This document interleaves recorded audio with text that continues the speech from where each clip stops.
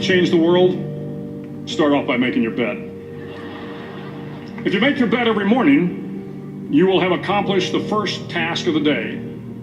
It will give you a small sense of pride, and it will encourage you to do another task, and another, and another. And by the end of the day, that one task completed will have turned into many tasks completed. Making your bed will also reinforce the fact that the little things in life matter. If you can't do the little things right, you'll never be able to do the big things right. And if by chance you have a miserable day, you will come home to a bed that is made. That you made.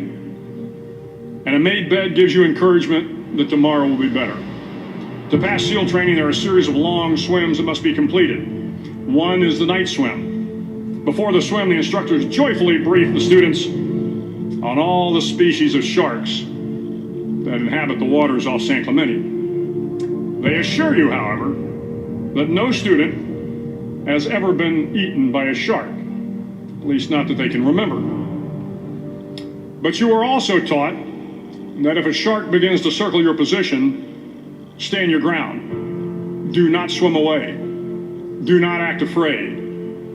And if the shark, hungry for a midnight snack, darts towards you, then summons up all your strength and punch him in the snout, and he will turn and swim away.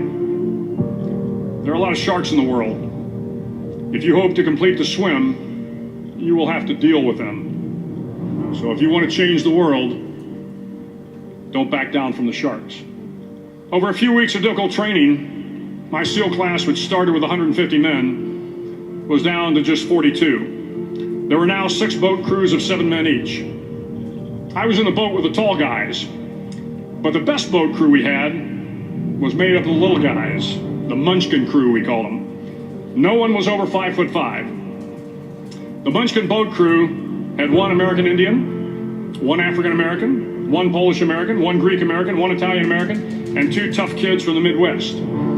They out-paddled, outran, and outswam all the other boat crews. The big men in the other boat crews would always make good-natured fun of the tiny little flippers the Munchkins put on their tiny little feet prior to every swim.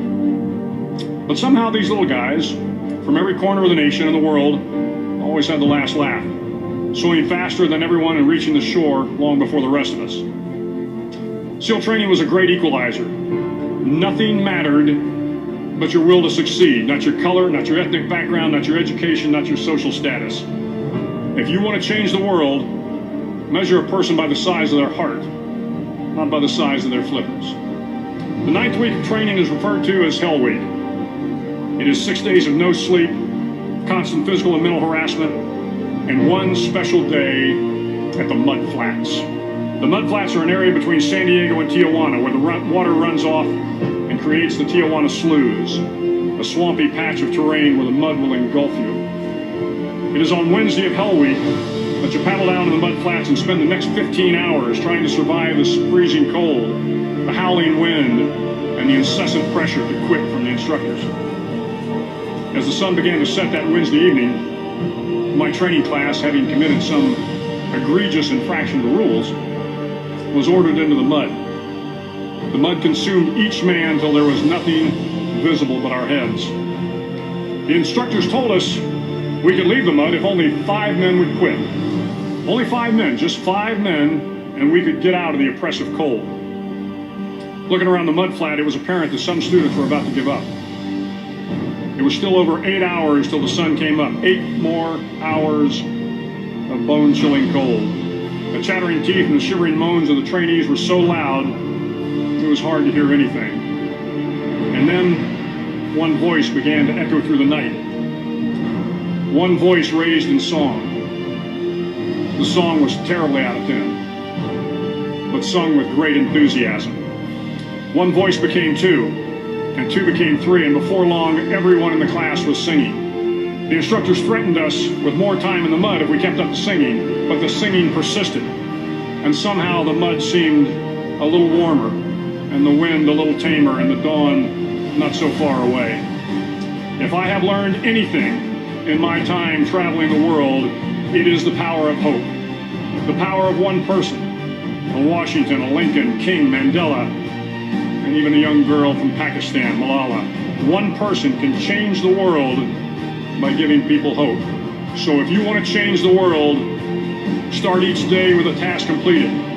Find someone to help you through life. Respect everyone. Know that life is not fair and that you will fail often. But if you take some risks, step up when the times are the toughest, face down the bullies, lift up the downtrodden, and never, ever give up. If you do these things, the next generation and the generations that follow will live in a world far better than the one we have today. And what started here will indeed have changed the world for the better.